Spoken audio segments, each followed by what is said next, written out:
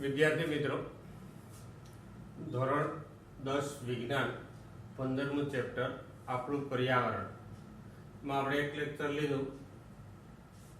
પર્યાવરણ એટલે શું? પર્યાવરણમાં ઉમેરાતો નકામો કચરો, પદાર્થ એટલે કચરો, પછી નિવસન તંત્રના પ્રકાર, એના ઘટકો, પરિબળો. હવે આપણે લેવાનું છે આહાર શૃંખલા. દરેક પર્યાવરણનો ઘટક અથવા સજીવ અથવા નિવસન તંત્રનો સજીવ એ પોષણ માટે સ્વતંત્ર નથી, પરંતુ અન્ય સજીવ પદાર્થ પર આધારિત છે.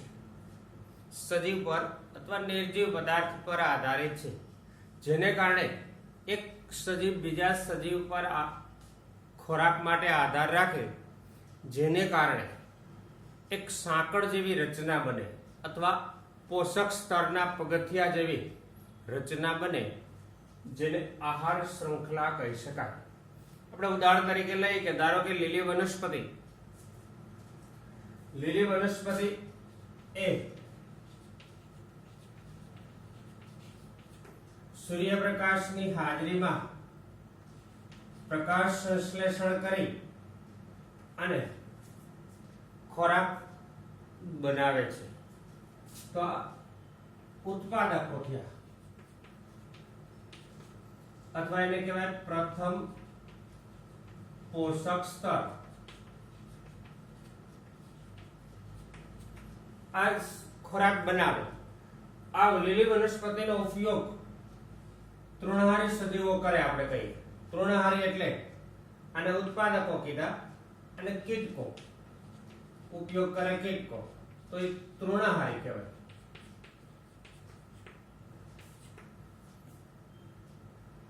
જે બીજું પોષક સ્તર રચે.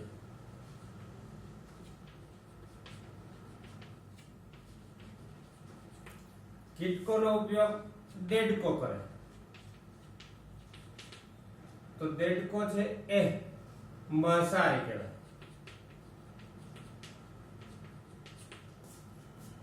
એક ત્રીજું પોષક સ્તર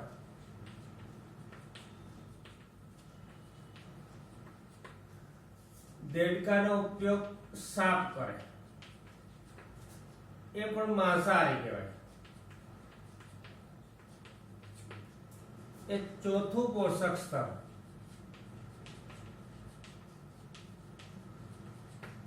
સાપનો ઉપયોગ ગેદ કે સમડી કરે, અને સર્વભક્ષી પણ કહેવાય.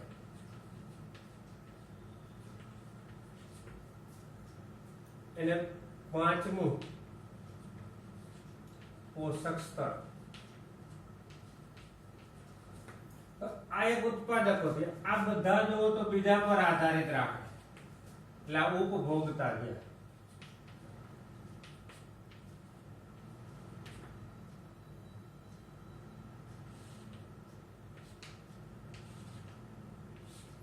આ રીતે પોષક સ્તર બન્યા, એક ઉપર બીજો, બીજા ઉપર ત્રીજો, ત્રીજા ઉપર આમ આધાર રાખતા જાય. આના ઉપરથી આપણે એની વ્યાખ્યા આપી શકાય કે નિવસન તંત્રમાં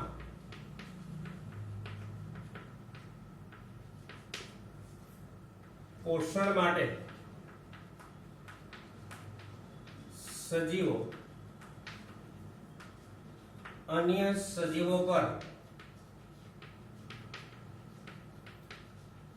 આધાર રાખે છે, જેથી એક સાંકળ જેવી રચના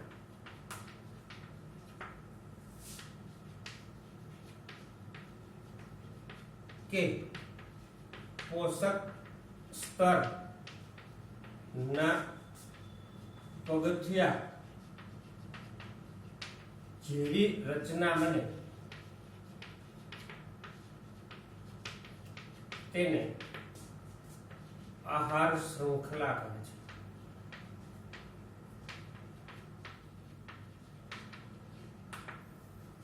હવે આપણે સમજાવવાનું કઈ રીતે, કે સૌ પ્રથમ લીલી વનસ્પતિ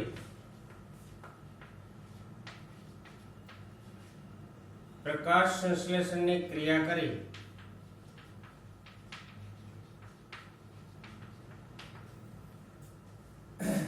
આ જમીનમાંથી ઘટકો પણ મેળવે, રસાયણ ઉર્જા પ્રકાશ સંશ્લેષણ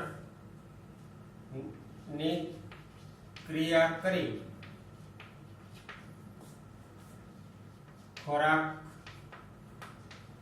બનાવે છે, જેને ઉત્પાદકો કે પ્રથમ પોષક સ્તર કહે છે.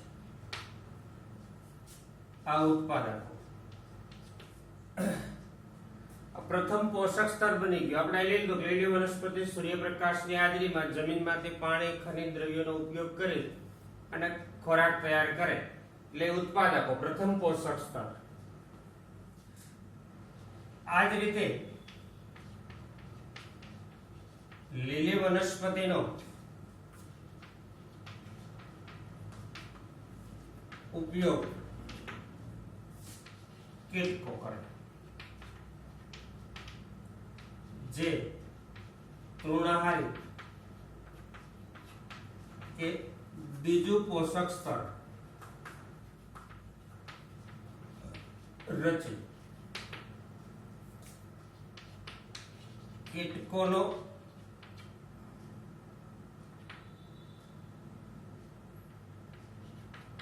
ઉપયોગ દેડકો,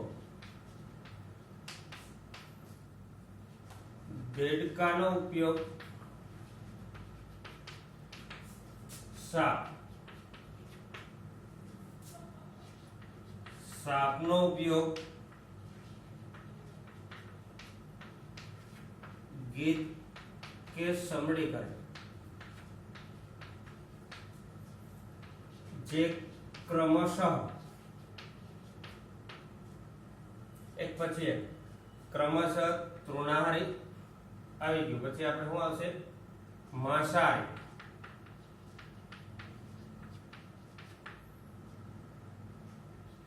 જે ત્રીજું, ચોથું, પાંચમું પોષક સ્તર રચે છે. ક્રમશઃ આ પોષક સ્તર રચાના આ આહાર શૃંખલા બને, એટલે કે આમાં સજીવ. હવે આહાર શૃંખલા ના આપણે બે પ્રકાર લઈ શકાય. એક સજીવ કે જેમાં સજીવોમાંથી એ ઉત્પાદકોથી શરૂ થાય, જેમ કે લીલી વનસ્પતિ છે તો ઉત્પાદકોથી શરૂઆત થઈ. અને બીજું ફૂગ, બેક્ટેરિયા, આ સૂક્ષ્માણુ પદાર્થો છે એ મૃત પદાર્થમાંથી એ નિર્માણ કરે એને નિર્જીવ આહાર શૃંખલા. એટલે બે પ્રકારની આહાર શૃંખલા બને.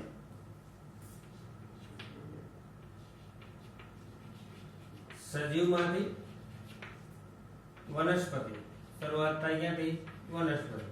અને બીજું નિર્જીવમાંથી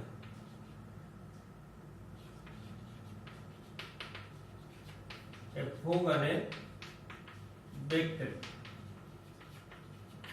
ફૂગ અને બેક્ટેરિયા સજીવ છે, પણ એ નિર્જીવ પદાર્થોમાંથી એ આહાર શૃંખલા બને છે. એટલે બે આહાર શૃંખલા. એટલે કે બહુ સરળ આ એક આકૃતિ ભેગી દોરવાની કે જમીન લીલી વનસ્પતિ ઉત્પાદકોથી શરૂ થઈ અને ક્રમશઃ આગળ જતું જાય. આ આહાર શૃંખલા થયું. હવે આ જ આહાર શૃંખલાની અંદર આપણે ઉર્જાનો પ્રવાહ, ઉર્જા એટલે શક્તિ નું વહન કઈ રીતે થાય, તો આ આપણે તમે જોઈએ એ રીતે આહાર શૃંખલા તમને આપેલી છે.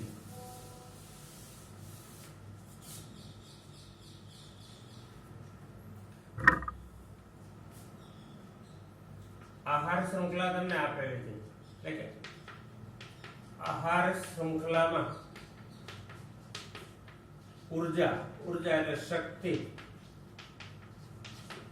ના પ્રવાહનું વહન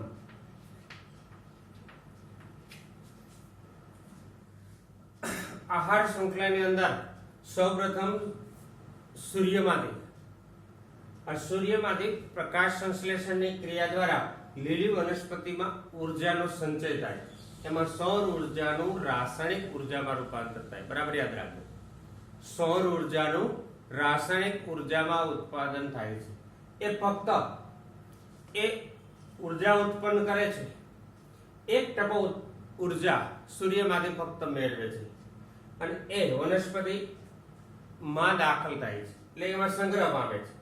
આ સંગ્રહ પામેલી ઉર્જા છે એ વનસ્પતિ તેની વૃદ્ધિ, વિકાસ, પ્રજનન ક્રિયામાં વપરાય છે. કેટલીક ઉર્જા પર્યાવરણની અંદર વ્યય પામે છે, એટલે કે વેડફાઈ જાય છે. બાકી ફક્ત આના ઉપરના દરેક સ્તરે 10%. અને જે 100% હતી એમાંથી 10% જ ઉપર જશે. 90% માંથી કેટલીક એ સજીવ પોષક સ્તર એનો ઉપયોગ કરશે, કેટલીક વેડફાઈ જશે. એટલે એના પછીના પોષક સ્તરમાં ફક્ત 10% જાય. એ 10% જાય એટલે બીજા પોષક સ્તરમાં પણ આમ દરેક પોષક સ્તર છે એ ઉર્જાનો ની વૃદ્ધિ, વિકાસ અને પ્રજનન ક્રિયામાં ઉપયોગ થશે અને કેટલીક પર્યાવરણમાં વેડફાઈ જાય. બાકી બધી આની જે મળી છે એની 10% ક્રમશઃ જાય. એટલે દરેક પોષક સ્તરમાં ઉત્પાદકોથી લઈ અને પ્રથમ પોષક સ્તરથી અંતિમ પોષક સ્તર તરફ જાઓ તેમ તેમ ઉર્જાનું પ્રમાણ ક્રમશઃ ઘટતું જાય છે. અને ઉર્જાનો વહન એક માર્ગીય છે, એક જ દિશામાં.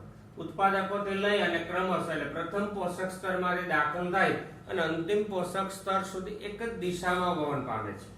જે છેવટે આ બધા જ સજીવોના મૃતદેહનું વિઘટન થાય અને ફરીવાર બાકીની ઉર્જા છે એ સૂર્યમાં મળી જાય છે. એટલે કે ઉર્જાનો આપણે ઉર્જા સંરક્ષણનો નિયમ છે. આપણે નવી ઉર્જા ઉત્પન્ન કરી શકતા નથી, ઉર્જાનો નાશ કરી શકતા નથી. વિશ્વની કુલ ઉર્જાનો જથ્થો અચળ રહે, એટલે એકબીજામાં રૂપાંતર કરી શકો. તો આપણે અહીં સૌર ઉર્જાનું આપણે રૂપાંતર કર્યું રાસાયણિક ઉર્જામાં. અહીં ગ્લુકોઝ બનાવે વનસ્પતિ પ્રકાશ સંશ્લેષણની ક્રિયા દ્વારા. કાર્બનિક ઘટકો એનું રાસાયણિક ઉર્જામાં રૂપાંતર થયું અને એ માટે ઉપયોગ કરે સજીવો અને બાકી વધે એ 10% જ આગળના સ્તરમાં જાય. એટલે આપણે સામાન્ય એમ કહી શકાય કે તૃણાહારી અને માંસાહારી, એમાં તૃણાહારીને ઉર્જા વધુ મળે માંસાહારી કરતા. સજીવોમાં ઉર્જાનું વહન એક માર્ગીય છે, એટલે એક જ દિશામાં થાય છે. સૌપ્રથમ લીલી વનસ્પતિ ઉત્પાદકો પ્રકાશ સંશ્લેષણ ની ક્રિયા વડે સૌર ઉર્જાનું અથવા સૂર્ય ઉર્જાનું રાસાયણિક ઉર્જામાં રૂપાંતરણ કરે છે, જે પ્રથમ પોષક સ્તરને મળે છે અને આહાર શૃંખલામાં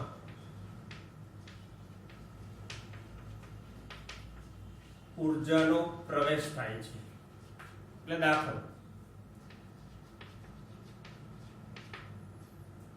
જેમાંથી સજીવ પોતાની જૈવિક ક્રિયા માટે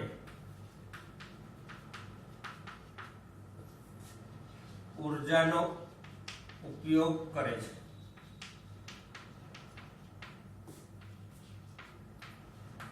કેટલીક ઉર્જા નો વ્યય થાય છે.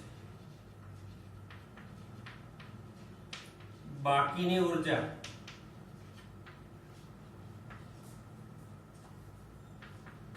આગળના પોષક સ્તરમાં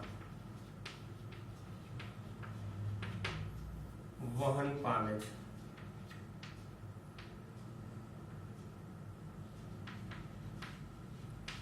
જે લગભગ 10% જેટલી હોય છે. એને મળી છે એની 10%. 100 આપણે કેલરી મળી હોય તો 10 કેલરી આગળ જાય. ત્યારબાદ ઉત્પાદકો માંથી તૃણાહારી, માંસાહારી, સર્વભક્ષી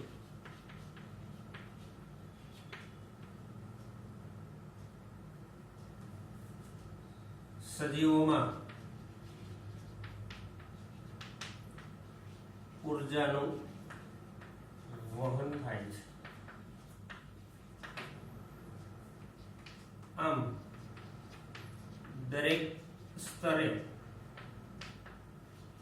ઉર્જાનું પ્રમાણ ઘટે છે. આ પોષક સ્તરમાં ઉર્જાનું વહન આ ઉત્પાદકોમાંથી દાખલ થાય અને તૃણાહારી, માંસાહારી, સર્વભક્ષી એટલે કે પ્રથમ પોષક સ્તરથી લઈ અને અંતિમ પોષક સ્તર સુધી વહન પામે છે.